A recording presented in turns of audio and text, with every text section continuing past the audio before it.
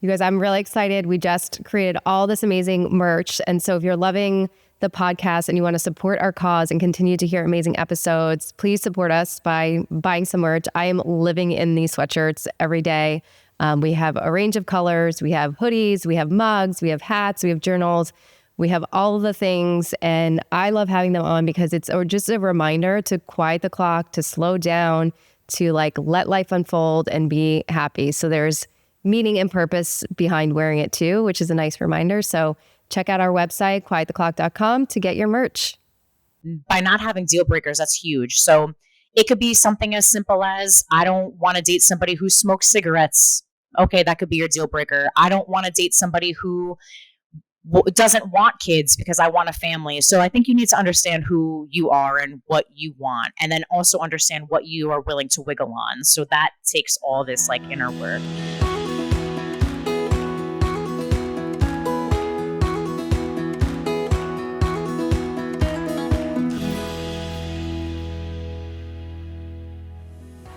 If you guys are like me and wanting to be more mindful about what's in your products, how many toxins are in your products, and making sure that you're putting good things on your skin and into your body, I highly recommend Osea.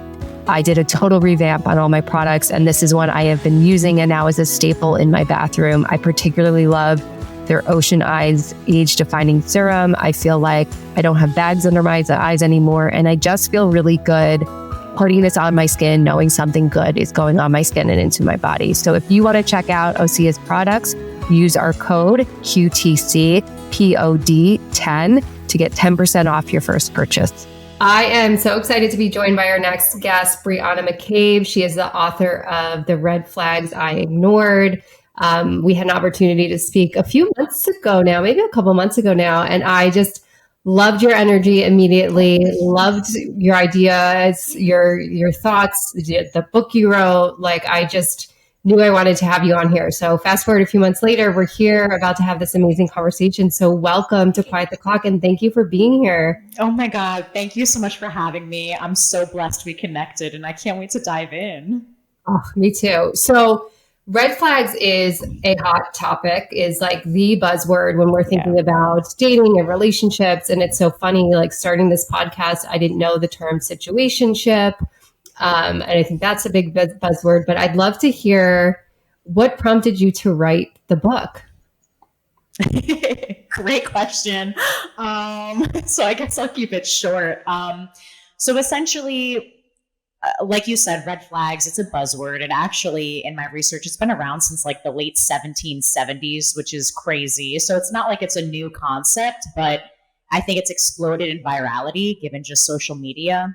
But what prompted me specifically to write this book? So it's a self-help dating book where I kind of look through my late teen years and early 20s. It's a nonfiction, semi-autobiographical in nature, but I have these call outs where I'll call out a red flag, but I'll say why I rationalized it, what I should have done, the self-love lesson, what I forgive myself for, what I'll do if it happens again. And there's about like 3 to 4 dozen of those throughout the book. But my dating history was just atrocious. And I couldn't understand why, because on paper, I feel like I have my life together, right? I'm a professor, I work full time, I'm a nerd at heart. I think very rationally when it comes to like strategic career and professional moves, but when it came to dating, it was just a complete 180, and I couldn't understand this vast contrast. And I just found myself going down these really unhealthy paths with really unhealthy, uncompatible partners, and I needed to understand why. And really what happened was I would see the signs, I saw all the signs, but decided to kind of turn a blind eye to them. So I wanted to understand and unpack why, which is really the whole premise of this book. Oh, wow. Yeah. Sorry, you just froze for a second. Well, let me fix one thing. Hold on. Yeah. I just checked the nerd. Sorry. No, it's okay. Okay, here we go. That should be better. Okay. So you mentioned that you saw the signs, but you ignored the signs. And can you say more about that? Because I think it is one thing to know what those red flags are, to identify what they are, but then there's another thing to do something about them. Yeah. So do you want me to go into the rationale as to why I think we ignore the red flags, like the root cause? Okay. All right. So I came up with what I consider the theory of the root cause. So I came up with this mnemonic, the root. So R being rom-coms and other forms of entertainment, O being oppression of trauma, the other O being obsolete self-love, and then T being timelines and other societal pressures. So I guess we can dive into the R with rom-coms and other forms of entertainment. So essentially, I think one of the seeds that is planted in our brains is at a very early age, women are kind of the complement or the counterpart to these prominent male figures. So you'll have Olive Oil for Popeye, you'll have Minnie for Mickey, you'll have Daphne for Donald, right? So when you're growing up, that's so sorry to cut you off, but like that just blew my mind when you said it, because those are things you watch from very little. It's being ingrained to us those are like cartoons for children. Like, so it's being ingrained from such a young age. So it's crazy when you look at it, because it's just these little seeds that are being planted, and then they, over time, they keep getting watered as we keep consuming this media and we keep watching all of these shows and all of these cartoons. And it actually, the female only existed as the counterpart or the complement up until some researchers have said, like Snow White, the debut of Snow White. So you're watching this, and then you graduate past all of these cartoons. Then as a girl, I start watching rom-coms. So then I start growing up watching 10 Things I Hate About You, Never Been Kissed, right? And it's these female leads yearning for and vying for a male's attention and to fall in love. So it's just, you watch this, and if you're single, right, and you're just yearning for, every girl yearns for their Prince Charming, every girl yearns for the love of their life. So we start building these fantasies and these rom-coms in our head, and we aspire to be that person. Yes. I couldn't agree more. And I think what it does too, I'm curious your thoughts on this as well, because in my work as a therapist, and a lot of work working with women that are single, and men too, it's like, and navigating dating, it's like they're looking for the spark. And I think what these rom-coms and these like movies and things do is they idealize sort of the dating process of like, it's supposed to be extraordinary and over the top, and like, it's just not real. But we're sold these stories, these fantasies, and I think then we try to translate that to real life, and it's way more dull than a movie. Yeah. And then in these rom-coms, there's red flags galore, but people are ignoring them. But then you end up with this fairy tale. So that could be another reason in part as to why we rationalize them. So for instance, like Never Been Kissed with Drew Barrymore, who I love to death, but she's this like 25-year-old who's never been kissed. She's never been in a relationship. She's kind of donned the dork or the nerd, right? Mm-hmm. Goes back to school. She falls in love with her English teacher, which red flag, right? And he doesn't know that she's undercover as this journalist. So that's a red flag. There's all of these just really weird dynamics going on, but we kind of just shush it away as saying like, oh, but it's a love story, but these are serious warning signs that we're ignoring for the sake of love and for the sake of romance. So that, I think, is one huge factor that contributes to why we rationalize red flags. Yeah. I know we'll get to the T, but do you think, and I think I've done this personally, like where we idealize someone because of the timeline? Well, maybe I'm jumping ahead to the T, but no. No, that's fine. Yeah. So the T is the timelines and the other pressures of society. So I think as of 2023, the U.S. Census Bureau, like the average age of getting married for women is 28 and a half. And then men, I think, is a little over 30. Right. So now if you're 27, you're not in a relationship, you're the bridesmaid, never the bride. And you're seeing all of these people around you just experiencing these grandiose, celebrations, and they should be celebrated. Right. But you're forever the single person. You might start to add this pressure to yourself. Like, why am I the one who is kind of on the outskirts here celebrating everybody else, but I'm not being celebrated?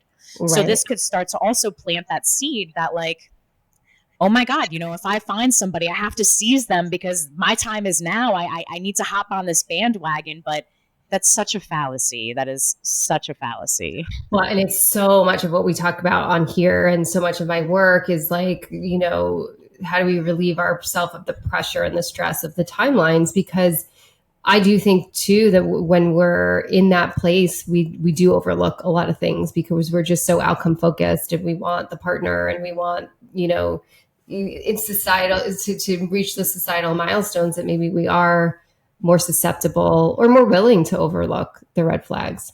Yeah.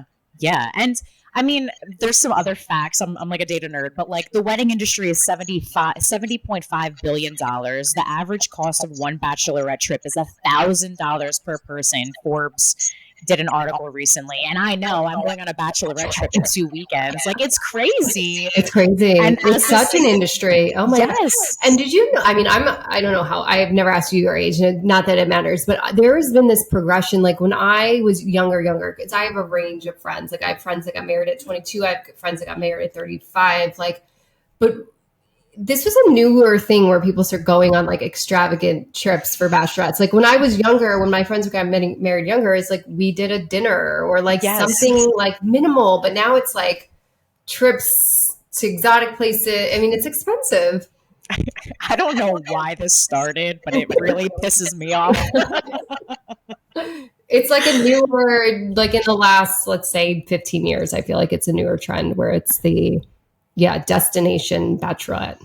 Yeah, it's ridiculous. I mean, granted, it's on one hand, I like to look at it as, all right, I'm kind of giving my friend away. I'm sure, especially if they want kids, they might expedite this process. I mean, I don't know, but it's kind of like the last hurrah. So I'm like, I'm willing to do this, but it's a lot, especially when you have back-to-back weddings. And then it's also crazy when they're like matching wig night or, let's get costumes. I'm like, Jesus. Oh my gosh. I have a funny story about a bachelorette. One of my friends was doing a bachelorette in Vegas. And this is so many years ago. Britney Spears had like a residency. So she wanted to go to Britney Spears on top of being in Vegas. And that, everything was just like adding up. And I was like, I'm not like dying to see Britney Spears. Like, I'll like pass on that. She's like, no, you have to come. And it was this whole thing. And I was just like, I don't want to do that. And then I don't know, the universe like held me out a bit because I got snowed in and even couldn't even get to Vegas. So I missed the whole thing. Wait, did everybody else go though? Everyone else made it. My flight was like, me and one other girl didn't make it. Our flights were like the next morning or something, and we got like snowed in. And I was like, I guess I'm not seeing Britney. Yeah, I guess it was a sign. Jeez. Yeah. So I hear that. I mean, we tangent on the bachelorette thing, but that's kind of an interesting topic too. But yeah, the timeline's so much pressure, and I think that can be really hard. And I think, societal, social media has not helped the ability to compare our timeline to somebody else's. And I think that just sort of perpetuates sort of the anxiety and the angst about where you are or not. Yeah. And then, I mean, if you add on to the biological factor for the women who do want to have children, I mean, we kind of are like a ticking time clock in some cases. I mean, there's a lot of options you can explore. And I know you talk about this a lot, freezing your eggs. And there's so many other options and avenues. But again, society instills in us and plants these seeds at an early age that you have to have, get married and you have to have the kids and you have to do it in this kind of format. And you neglect to consider sometimes a lot of these other avenues that are available. But that can also be an added pressure, especially if that's something you've always aspired to want to do or be, and be a mother and be in a healthy relationship. I mean, it can propel that. Totally. And I think too, what we're talking about in terms of like societal expectations and sort of these seeds that are planted with movies and cartoons is that it creates this one idea of the way that it's supposed to be and the way it's supposed to look. And so we're using these things as our model, but it's so narrow. Like there's so many different ways to have a family. There's so many different timelines to be in a relationship. I've seen beautiful relationships happen in people's 50s, but I think everything that is sort of like sold to us creates such a narrow vision of what it should look like. That was beautiful. And I couldn't agree with you more. I feel like after writing this book too, not to go on a tangent, but again, I used to like force like these square pegs of men into my round hole, and it just wasn't a fit. It just wasn't a fit. And through going to therapy and writing the book, I realized that, first I had to love myself, which we could go into, the power of self-love. And by loving myself as much as I do, I'm like, if a partner crosses my path now, beautiful. If it's maybe 20 years from now, love that for me. And maybe if I'm never blessed with the opportunity to explore romantic love, but I have these deep, strong, familial and platonic loves, I'm okay with that too. And I think it just came to this place of like inner peace and stability and gratitude, and just self-acceptance. Yeah. Oh, I love that. I love how you just said that. I think it's so important. It's actually a place I got to before meeting my partner, because prior to meeting him, I was in the like anxiety and stress and sadness of like what I didn't have yet, what everybody else around me had. And it was such a hard place to be. And finally I got to a place where it sounds like you are. So I think it's the most beautiful place to be, where I'm like, I'm great. Like single life is great. I've done all these things for myself. I've accomplished all these things. Like, if these things are not meant for me, I'm going to be happy either way. And really then is when a lot just opened up for me to be in that place of acceptance. And I had, I'm definitely have ignored red flags, have idealized people, have tried to fit a square peg into a round hole. Like I've done all of that. And until I sort of learned what I was doing and my patterns, and then got to that place of acceptance, was I able to have, and I had other like long-term relationships and situationships, but like to find my long-lasting partner. I love that. Yeah, I mean, I am a very anxiously attached person, and that's something I've dissected with my therapist, but I was even anxiously attached to the idea of who I am and myself. So it was really unhealthy. Yeah, like I didn't know who I was, but I think for the first time in my life, I'm securely attached. I don't know if you could ever be perfectly securely attached, but I like really love who I am and what I stand for. And I know who I am now of other influences of these like unhealthy relationships. And it's a really nice place to be. And it was hard. I mean, it's hard. And of course there's your days or your moments where, sometimes you yearn for something else. But at the end of the day, I know I have me and I have the people that I've selected, and I have my boundaries, so it makes dating even that much better, and more fun. So yeah. Oh my gosh, the angst around like the dating, if you're not in that place, is really hard and difficult. I remember dating before, getting to this place of like acceptance and being like, he didn't text yet. He texted, what should I write back? I don't want to say too much. We talked about this in an earlier episode, like playing the cool girl, because there's all this like overthinking that happens if you're not in that really like grounded place. Yeah. And it's just another thing too, and people have said this to me ad nauseum, but you don't believe it until you actually feel it yourself. But it's like, if you have to premeditate and spend 20 minutes concocting a text to send to someone, first of all, that's not natural. But second of all, it should just, if you're scared to send a text to someone that's authentically you, and you're scared it's going to push somebody away, then they're not meant for you. It's just, we overcomplicate things, and I get it because I've been there. I have a whole book about my stories, but it's just, we have to get to a place where we feel confident in ourselves, Yeah. And I think, and you're right, until you've like experienced yourself, like when you can be authentically yourself, it's hard to tell it to somebody that's not there yet. Cause I, again, remember like having the angst about the text. And then when I met Rob, I'm like, I didn't care what I texted. I didn't care when I called. I didn't like, you just feel it. Like it just feels different. Like you can show up differently. You don't overthink anything. And I guess another buzzword is a green flag. And I think that's a green flag. If you can like not be in a place of stress, anxiety, or overthinking when you're reaching out or communicating with this person. Yes. I love that. And I love that you found that. Oh, thank you. Yeah, me too. It was a journey to get there. I could talk all about the red flags I ignored.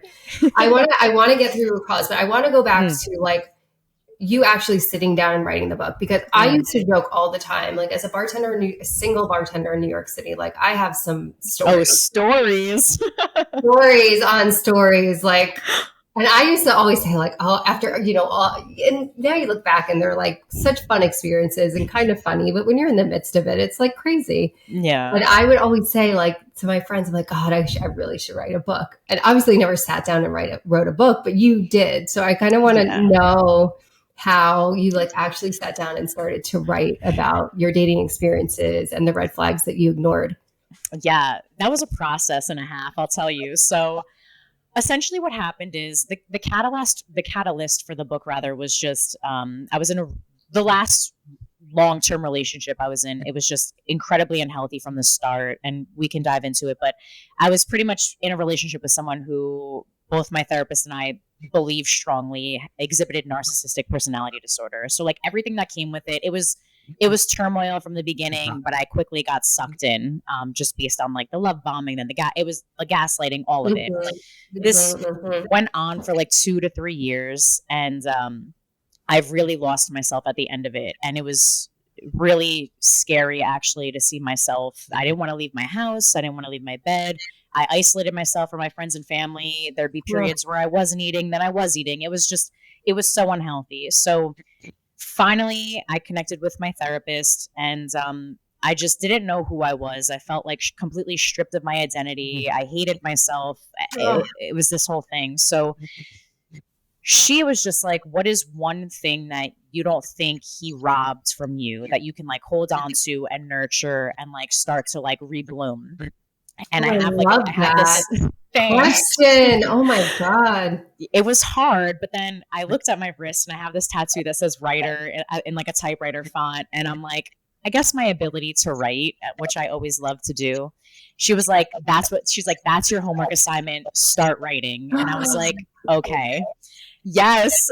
She inspired the entire thing. So then I love that. I love that it was your therapist that inspired that. Like, that makes me so proud to be in that field. Like, she sounds like an amazing therapist. She is literally a godsend. So I started writing, like, first it was poems about my last relationship, and then I just started elaborating on it further and further. And I ended up with, before I even knew it, with a full chapter, just like chronologically outlining everything that me and this guy went through. And then I was like, okay, I mean, I have stories for days. I can keep going back. So I went to my relationship prior to that, and I wrote about that. And then I had like 3 chapters before I knew it, and I sent it to my mom, and I'm like, Mom, do you think this is good? And she literally was like, this is amazing. I'm like, you're just saying that because you're my mom. You know, I've been in a slump. And she's like, no, like, this is really good. So then I just started kind of connecting with people in my network. Like, I'm a professor, so fellow professors I know who wrote books, and I just started like inquiring on the process, and I ultimately ended up connecting with this indie publisher, who I just felt such an innately strong connection to, and the way that she saw my book in ways that I never did, and the way that she wanted to structure it, and the way that I wanted it to be a nonfiction kind of memoir. And she's like, but there's so much more power if you turn it into a self-help book. So I was just like, I love you. We're working together. We're doing this. But the whole process was like 2.5, 3 years. Wow. Writer's block is a real phenomenon. There'd be weeks where I'd like lock myself in a room. But then on the flip side, there's these moments where you just dump, and I just couldn't stop writing for like hours. So it was a beautifully chaotic journey, but I learned a lot about myself doing it. And I was about to say, probably so therapeutic. Yeah. It was hard though. I mean, it was hard kind of like reliving certain experiences over and over again, not only as you're writing it, but you're editing it or you're tweaking it, or it was a lot. And then especially there's these chapters called the root cause reflections, where I go through certain traumatic things, which oppression of trauma, right? The O. I go through these traumatic experiences in my life that really impacted the way that I behaved when it came to romantic relationships. So daddy issues, and always yearning for, you know, a strong male figure, or being bullied as a kid for being overweight, and the body dysmorphia that led to this. And just all of these things that I had to like really sit and dissect and sit with.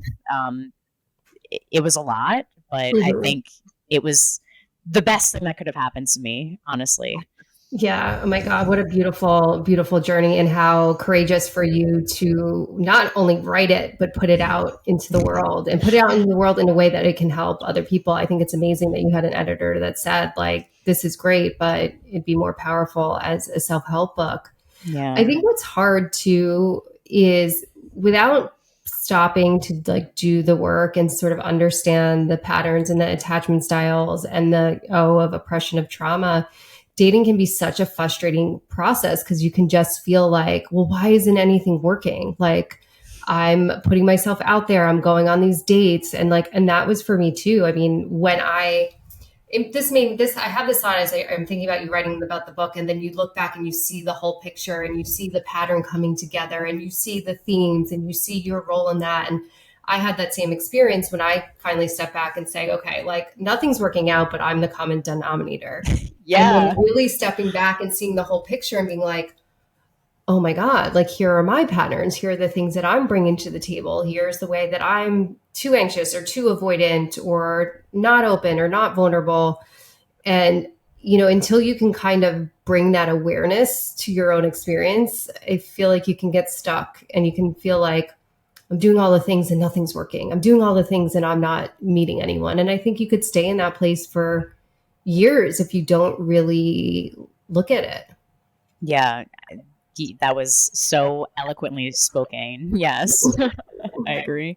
Yeah. And I guess that, for me, I think about the O in that way, right? And that's, to work through trauma is really, really hard, but it does inform a lot of our ways of being if we don't kind of look at those parts, give it some attention, and work to heal them.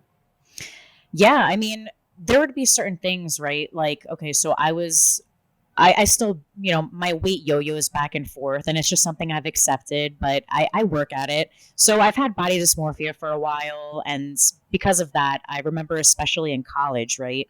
For me to feel even remotely beautiful, because I was always like bigger in comparison to my friends, I felt like I needed to be absolutely annihilated and I needed to be drunk to feel even remotely sexy, which is a complete red flag, first of all, because you're not in your sober state of mind to be rationally deciding, is this person for me or not, right? Yeah. So that was huge. And that impacted so many of my situationships, my flings, my hookups, whatever, my crushes in my college years. So that was just one thing that I had to start dissecting in therapy, which isn't fun, And I used to get bullied as a kid, and then I in turn became my own worst bully. Like, I'd look at myself in the mirror and be like, you're ugly. No one's going to love you. Look at this lump. And it was just this really toxic cycle where if I'm talking to myself like that and I'm not setting the boundary for myself to be like, you're beautiful, right? I'm going to start accepting anything that anyone says about me because I'm the one who's setting that standard. And right. it was And then just you believe it about yourself. So you're like, all right, well, they're just telling me something I already know. Yeah, they're just speaking facts, but it's so convoluted. So there's so much that I think happens to us and impacts us and influences us. But like you said, if you don't go to therapy and you don't unpack that, you don't even realize how that's influencing your behaviors and your decision making as an adult. Yeah. And I obviously am a huge advocate for therapy, but as you say that, I feel like there will people be listening and saying like, well, I can't afford therapy. Like, so what can I do to work through those things if I can't afford therapy? And I still think there are many ways that you can. I think there's so many resources available to us now that even if you can't, if that's not accessible to you, there are other ways. So I don't want anyone to hear that and be like, well, I can't do that because I can't afford therapy, but you still can do the work without. I mean, I think if you can have a therapist, it's a beautiful thing. It's a very helpful thing, but there certainly are ways to do this work without having one. Yeah, I think there's so many support groups out there, or even Facebook groups out there for people who struggle with weight or who maybe struggle with having grown up in a dysfunctional household. I feel like there's just so many communities out there that you'll stumble across once you start looking. And then another thing that helped me was just journaling, writing, going to the gym for 45 minutes or walking just as a meditative practice. I mean, there's so many things you could do to start just like centering and grounding yourself. One of the easiest things I think you can implement right away, and it's something I'm working on too, is just slowing down. And you talk about being like not sober, right? Where we're not in the right state of mind. But I also think sometimes when we're rushing around too much or we're overscheduling ourselves, like you can't be in tune with yourself. You can't like get grounded. Be present. Yeah. No, not at all. And I think that's also could be a red flag, right? I've had so many clients that like, we literally would have to pull out their calendars and be like, take that off, take that off, take that off, take that off. Like the overscheduling, we can't get clarity. Yeah. And I guess another question too is, why are you doing, like, I knew for me, right, for a while, and I can't speak for everyone, but I would overpack my calendars because I hated being alone. It was just, I didn't want to sit with my thoughts. I needed to constantly be stimulated and doing something, just because it was like a fun distraction. But the second that I sat with myself, I just couldn't bear it, and for a plethora of reasons. So I guess I beg a lot of people too to think like, why are you doing that? You know, what's the catalyst behind that?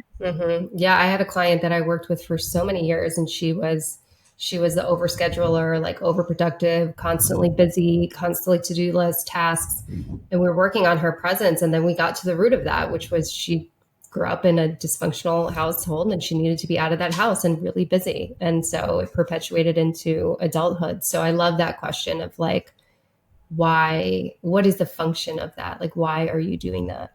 Yeah.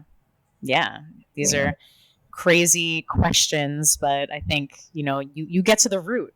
Totally. Well, so root. So tell us the other O, because we got the R, the O, one of the O's, the P.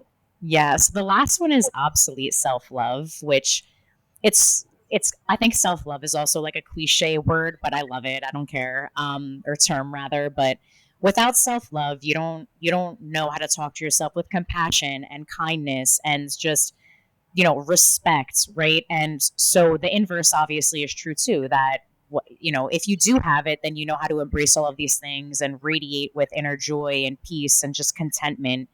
And I think once you set the standard for how you want to be treated because you're doing it yourself, then you start to almost naturally create a boundary, which acts as a filter of what you're willing to accept or deny into your life.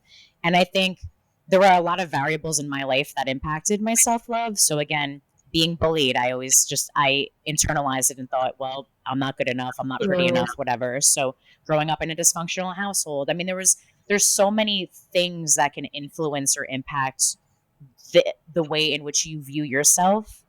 But you have to learn how to kind of quiet that noise and really tune into who you are, what you love about yourself, what makes you so beautifully and uniquely you, and really hone in on that. And then just like start to really foster it and let it grow. Yeah. So, but without that, if you don't have that, then obviously when it comes to romantic relationships, it's kind of like all bets are off, you know, like you're willing to just accept anything because you think in your mind, or at least I did, anything is better than nothing, but that is absolutely not the case. I'd rather be alone than be with an unhealthy, incompatible, dare I say it, toxic partner. But I didn't think that at the time. Yeah. And I love how I love that term root and how you put it all together, because I think all the parts go together. And I think you have to have kind of all of them somewhat in place. You know, there's schools of thought out there and therapists out there that believe not that you don't need to have full self-love, but you can learn to love yourself in a relationship. And I do think that can stand to be true, but I think you have to have a nugget of it there. Yeah. Or these other things that you're working on, understanding like the external messages that were ingrained in us that are not necessarily true, and working through trauma. So I think you have to have be working on some of all of it. Not to say you have to have it all healed and figured out to find a relationship. Yeah. And I also think too, no one's perfect, right? And I think healing, I'm sure you can attest to this as a therapist. It's like this ever growing journey, right? And I think life is always going to throw these curveballs or these experiences or these events your way that you're going to have to learn how to kind of maneuver through. And it's not always easy, but so to say like you have to be healed, I think would be just wrong. But I think you have to be like on your way there and just forever working on it and just acknowledge it and being aware, I think, is the first thing. And then just committing to doing the work, like you said, to then be your best self in a relationship. Yeah. And I think knowing and trusting there is another side to doing the work, because it is so hard, right? And when things are hard, we want to avoid them. But knowing that or trusting that when you're on the other side of it, things look better, things are lighter, you're happier, you're more confident. Like, I think just as you're going through the journey, because I've been side by side with it for so many people, and I see them on the other side, and it's life-changing. Yeah, that's true. Yeah. So let's talk a little bit. Were there a theme of red flags that you ignored? I know you said there's a lot of stories in there, but if you had to say, like, these were the 3 I always overlooked, or even not just you personally, like maybe what you've seen in response to writing the book, or people you've communicated or have reached out to you in response to the book, like, what do you feel like are the major ones that people overlook?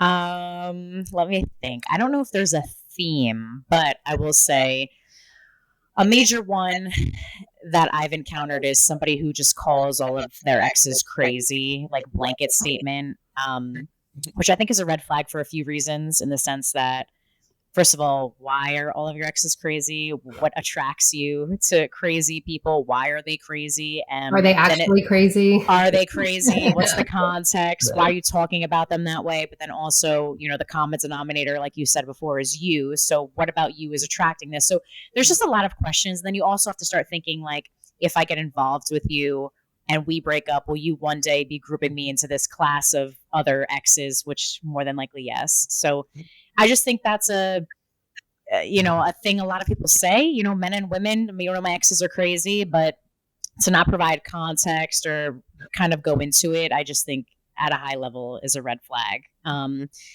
Another thing is something I dealt with a lot in college is if they only really contact you like after hours, like nighttime, they don't really talk to you during the day, or they only talk to you in certain time slots.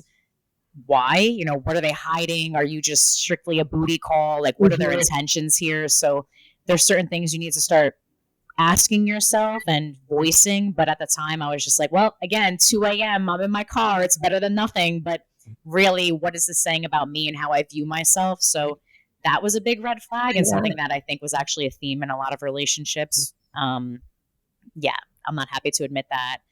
And then, but you're not alone. I mean, I think we all kind of can find ourselves there, but I think that we construct stories around it and and rationalize the why. Oh, they're busy. Oh, but they still want to see me. And it's just, no, no, you deserve a date, So it's just, that was a big thing.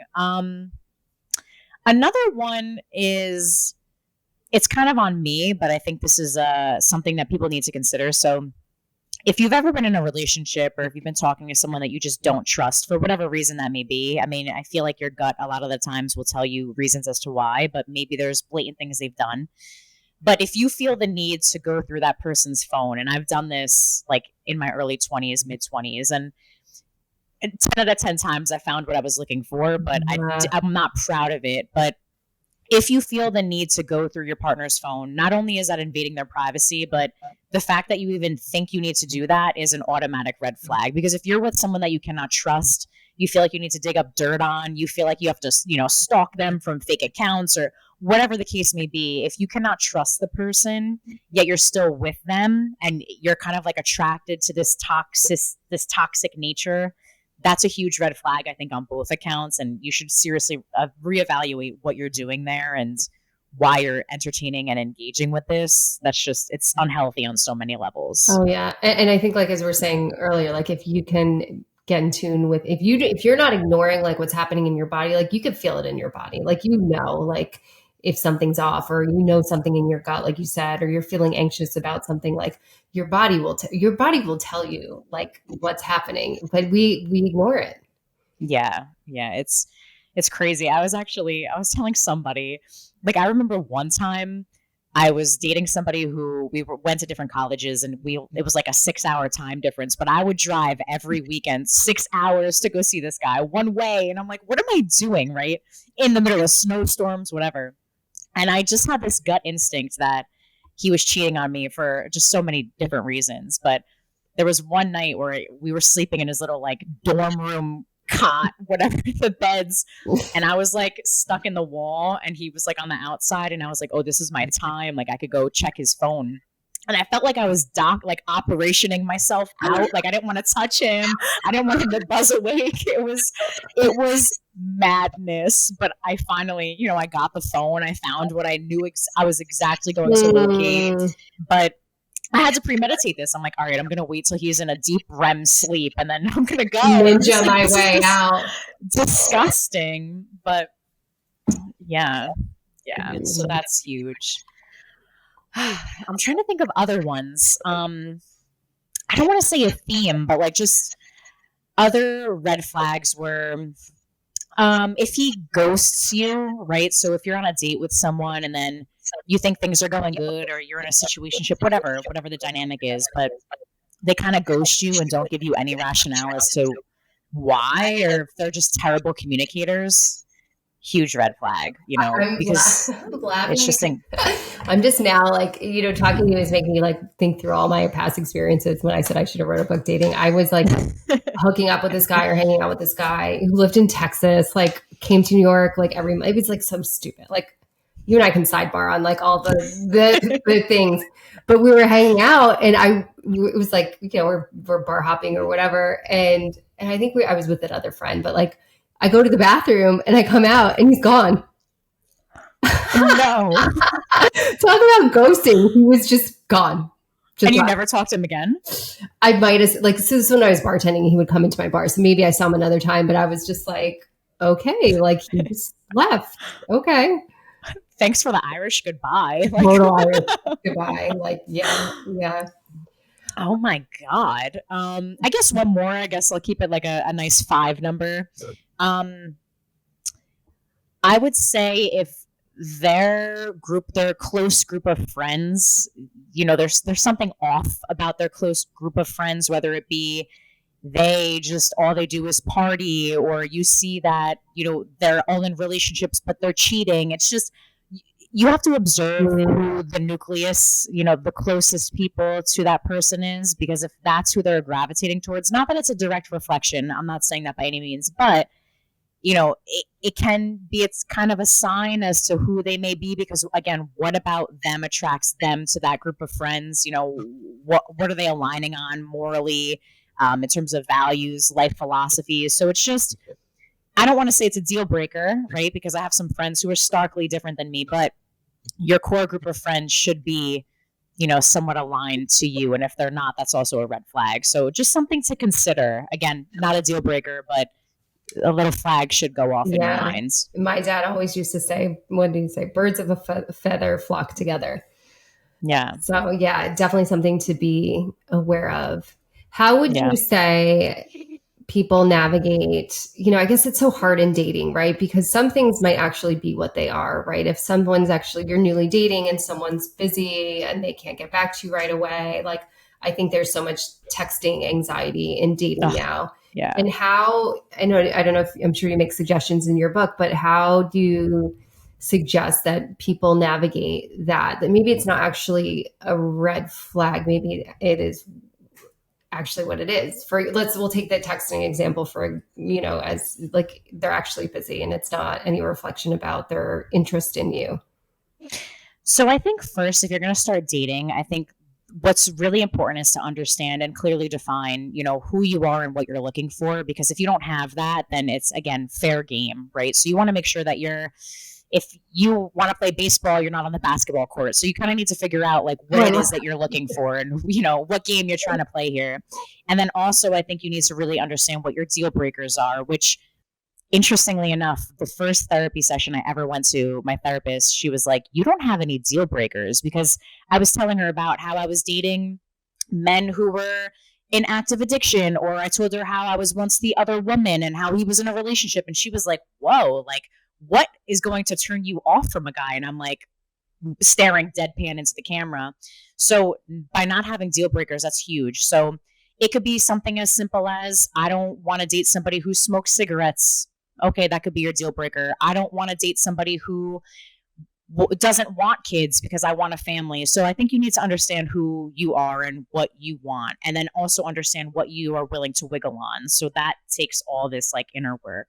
So then if you have this kind of solidified and you're starting to date, and let's say that, you're big on communication, I think if you vocalize like, hey, I like to text every day, but maybe that person is like, I'm more of a phone call guy, be open to it and, wiggle. But again, if it's something where they're ghosting you for 3 days and then come back around like nothing happened and you bring it up in like a respectful manner, but you're not met with kind of a response that you deem appropriate, then I think that should be deemed a red flag. So I think going into dating with an open mind is kind of critical, but I caveat that by saying you also need to understand who you are and what you're looking for. So there's not really like a guidebook there, but it's really just knowing when to flex and when to walk away. Yeah, and I think it is important to acknowledge any discomfort and be able to bring that up. I think that's important, and that will tell you a lot about who you're dating. Yeah.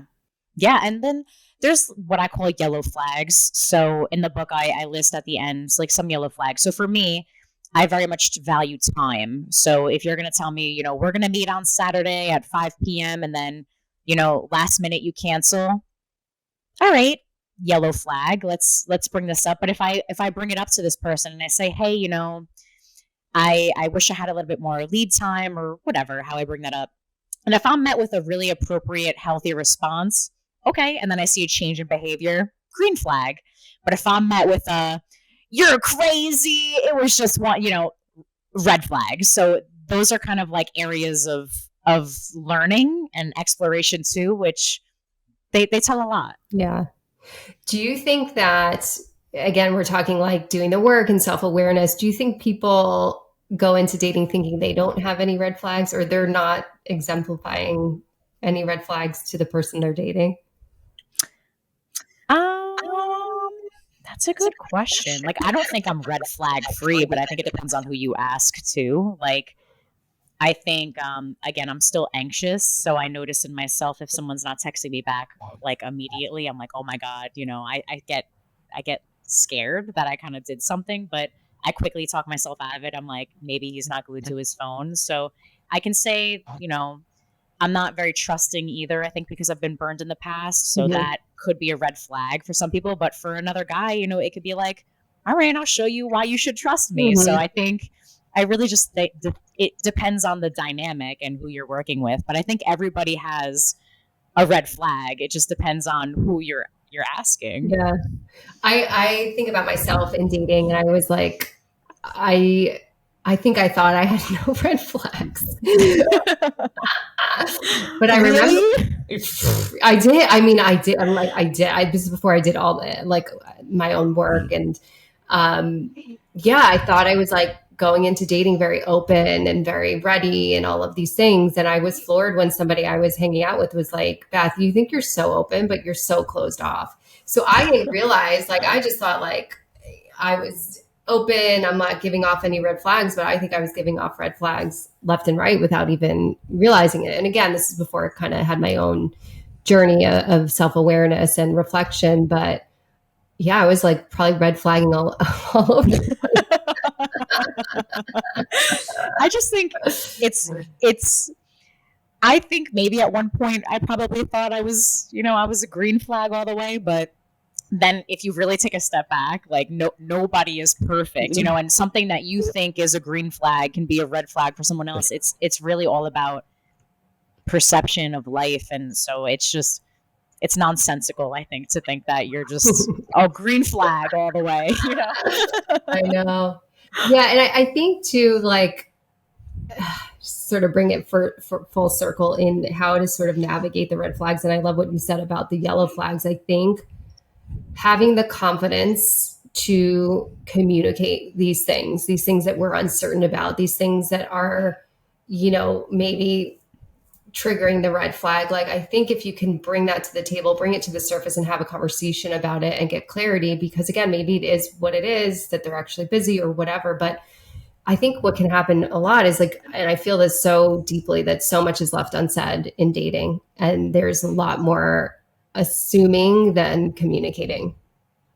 I couldn't agree with you more. And it's funny you say that, because I'm a communication major in college, and I'm like, it was like a running joke with all of my classmates that communication majors are the worst communicators when it comes to friendships or relationships, because we just I don't know, at least the people I rolled with, we were just always assuming, and we always thought like, well, if they wanted to say it, they would, but why are we not also prompting the conversation too? So I do think a lot of it is faulty communication, because it's not always easy to ask these questions. No, Or it's you're uncomfortable. sometimes, or you're like scared of the answer that you may be met with. So I think that's why a lot of people hesitate to ask, but it's better to ask and receive the answer than to not ask at all and then start kind of overthinking and having 20 scenarios played out in your head, you know?